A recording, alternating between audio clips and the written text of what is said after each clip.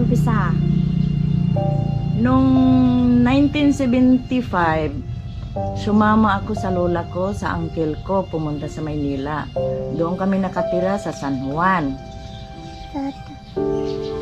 Tapos, nung namatay na yung lola ko, yung uncle ko naman lumipat, pumunta sa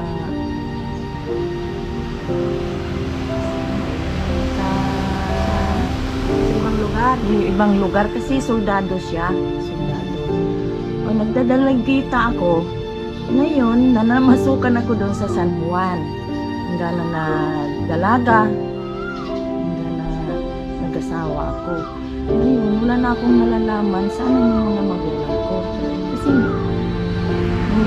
hindi ko naman alam kung saan na sila.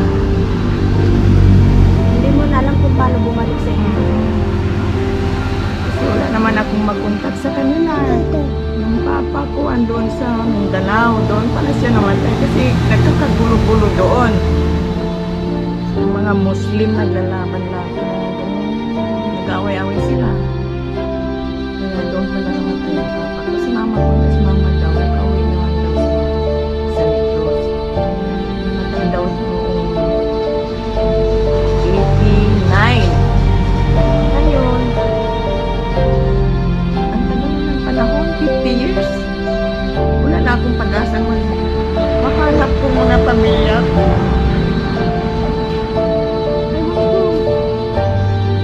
Palagi na lang akong umiiyak. Paano ko lang kaya mahanap yung pamilya ko? Gusto ko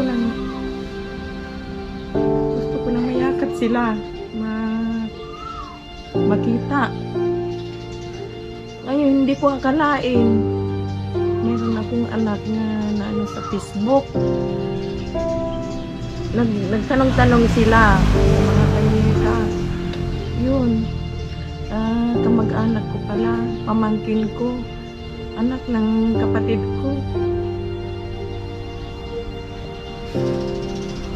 Yun, nag-group chat sila. Yun na, totoo nga. Mga kamag-anak ko pala sila. Ang problema lang, gustong-gusto kong umuwi sana sa probinsya, sa Negros. Kaso lang, ang laki naman ng pamasahe. Gusto ko sana makita yung mga pamilya ko.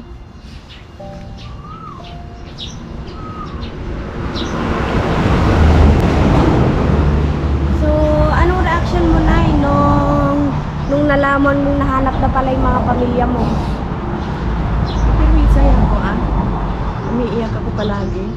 Lalo na sa group sa yung mga anak ko, mga pamangkin ko. Masaya sila. Kaya masaya na rin ako. Ang gusto ko makita sa personal.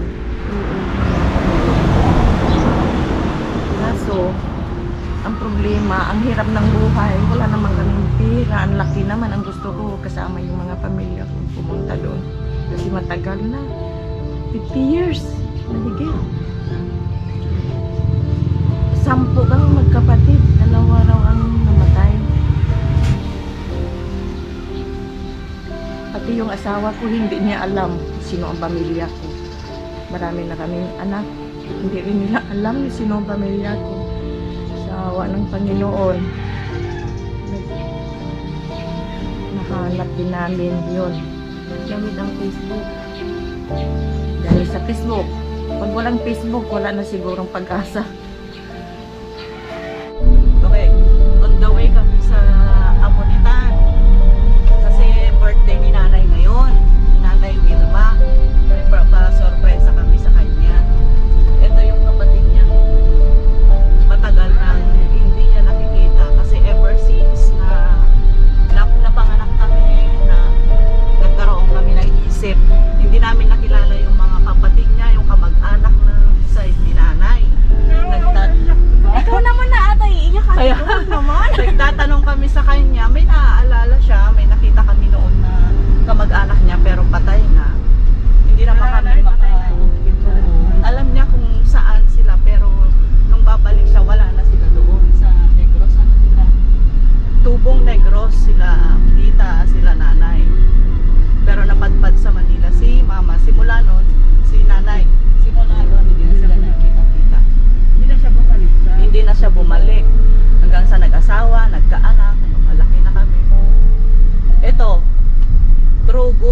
Salamat sa Google.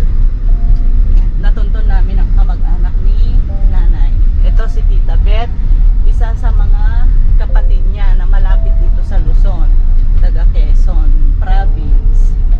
Hello Tita. Anong nararamdaman mo na? Malapit na tayo kay nanay. Pati ako, emotional.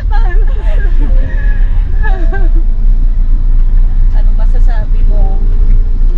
Kaya nakikita niyo po, parehas ko din parang hindi makapagsalita, hindi makapaniwala.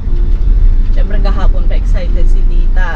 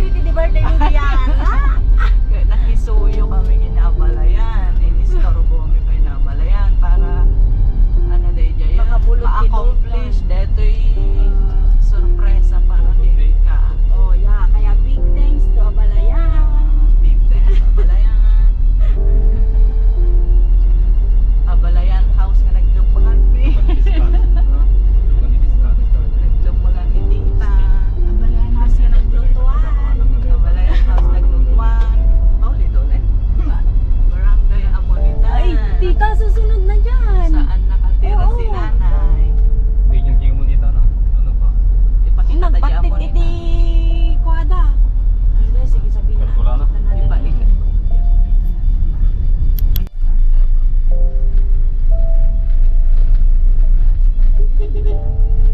Ayuda magkatang buti di kita.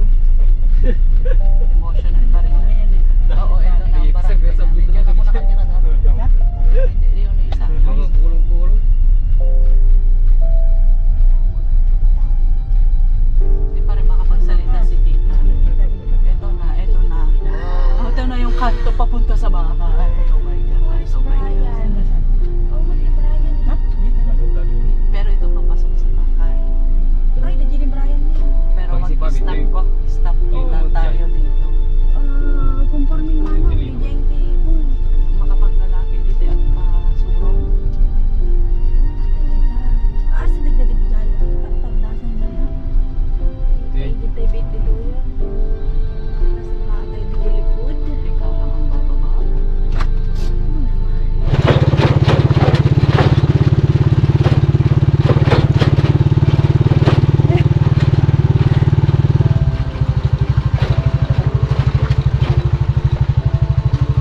Hi everyone! Nang! Nanang!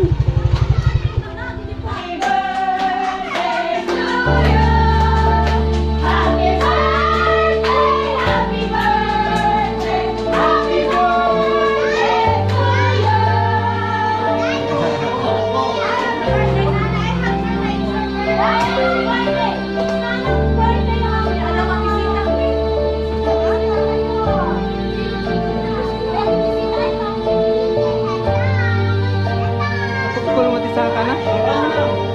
Ano ba dito to?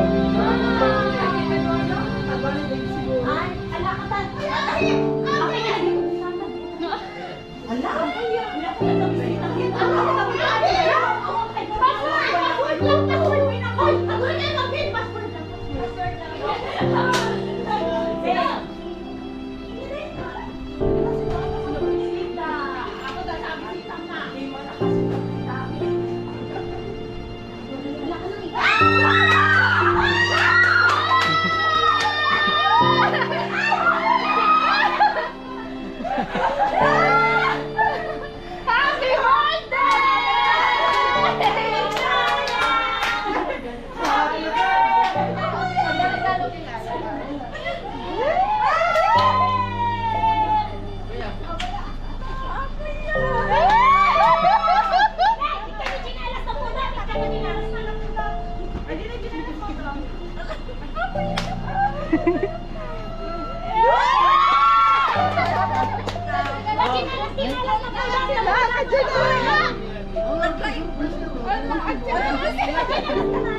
Nyamot to, mali pa nagkasukat mo. Happy birthday! Nakita ka na eh! Uy, at ang pagpirya! Nakita ka na yun na rin yung ano mo! Nagawa ni Jalila, oh. Wow! Oh, nakakaka! Nakita lang, picture!